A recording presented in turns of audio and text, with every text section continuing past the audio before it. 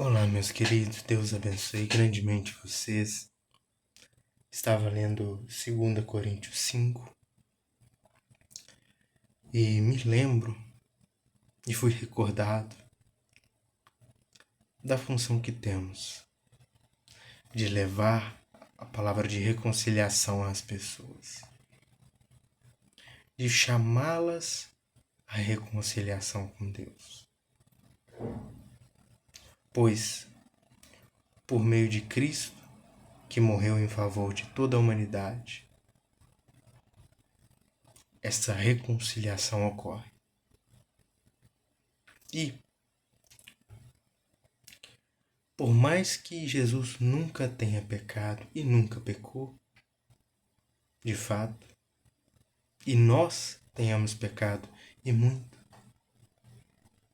Ele possibilitou com que sejamos justificados. Ele nunca errou e pagou o preço por nós que erramos. Nunca errou. Temos de ser gratos. Tão gratos e devemos nos maravilhar, devemos amar tanto isso quando entendemos isso, que devemos levar isso para as pessoas. Essa palavra de reconciliação. Essa palavra de salvação que Jesus nos entregou. Não devemos cobrar por isso. E não podemos cobrar por isso. Não devemos, não podemos, de forma alguma.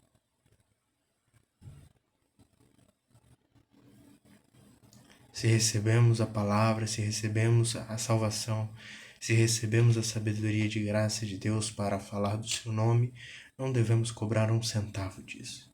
Devemos fazer isso com um enorme amor e com alegria no coração, para que as pessoas possam também conhecer o que já conhecemos. Inclusive, as pessoas que nos ofendem, nos ofenderam, vão nos ofender ainda, para que todas essas possam entender o que nós já entendemos. E também não terem mais o fardo do pecado, o jugo do pecado, o peso do pecado em suas costas. Porque é um fardo pesado. Mas o fardo de Cristo é leve. Ele nos dá paz, nos dá amor, nos dá tranquilidade, nos dá capacidade de fazer o bem, entender o bem, falar sobre o bem e amar tudo aquilo que é bom. E a alegria que se tem quando se vive isso é maravilhosa. Não há prazer neste mundo, não há riqueza, não há deleite que possa se equiparar minimamente à paz de Deus, à paz que Ele concede. Se você está vendo esse vídeo, está caído, está em pecado, reconcilie-se com Deus. Tome sua decisão. Até porque para isso você precisa de Deus. Não é possível vencer o pecado sem Deus. Não dá. Mas com Ele é possível. Com Ele todas as coisas são possíveis. Por isso devemos confiar nele acima de todas as coisas. Não devemos pôr a nossa confiança no governo, em um político, em um famoso, em um pregador, em mim, nem em nós mesmos, em qualquer pessoa. Mas a nossa confiança deve estar unicamente em Deus. Nenhum ser pode receber o que Deus tem de receber. Seja em fé, em amor, em glória, em exaltação, em tudo que Deus tem de receber. Não tem ser que possa receber aquilo que ele recebe e aquilo que ele merece receber.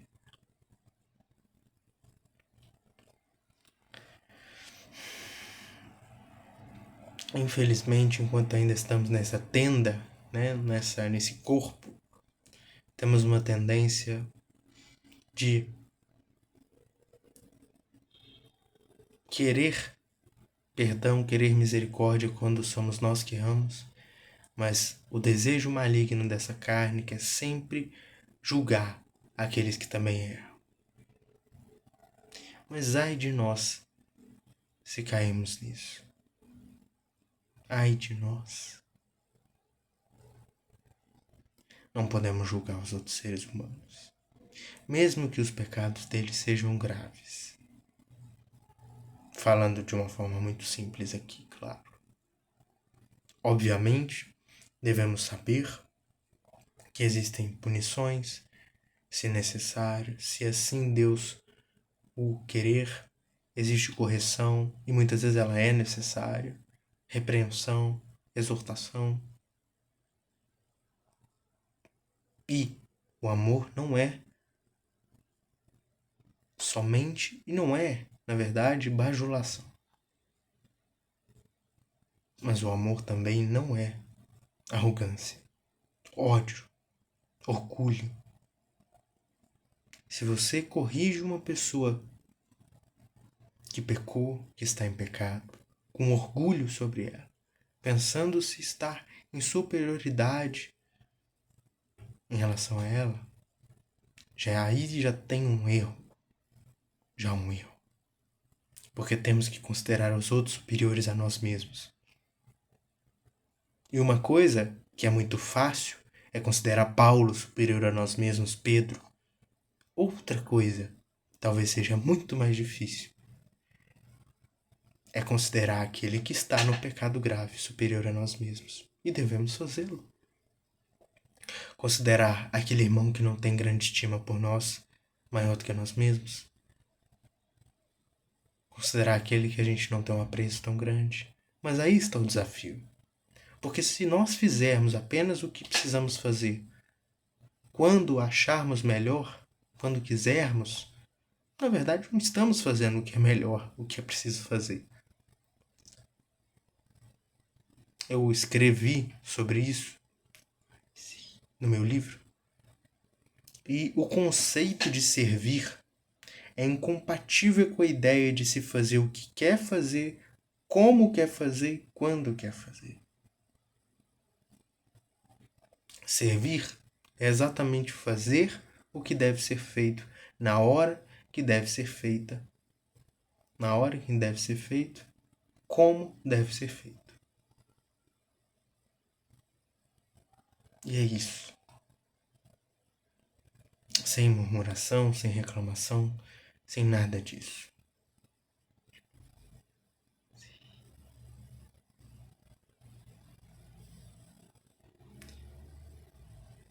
E vale a pena. Por mais doloroso e difícil que seja, vale a pena.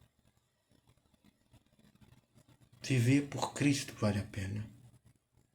Entender e viver o amor vale a pena. Servir ao próximo vale a pena. Ter alegria na alegria do próximo, na satisfação do próximo vale muito a pena.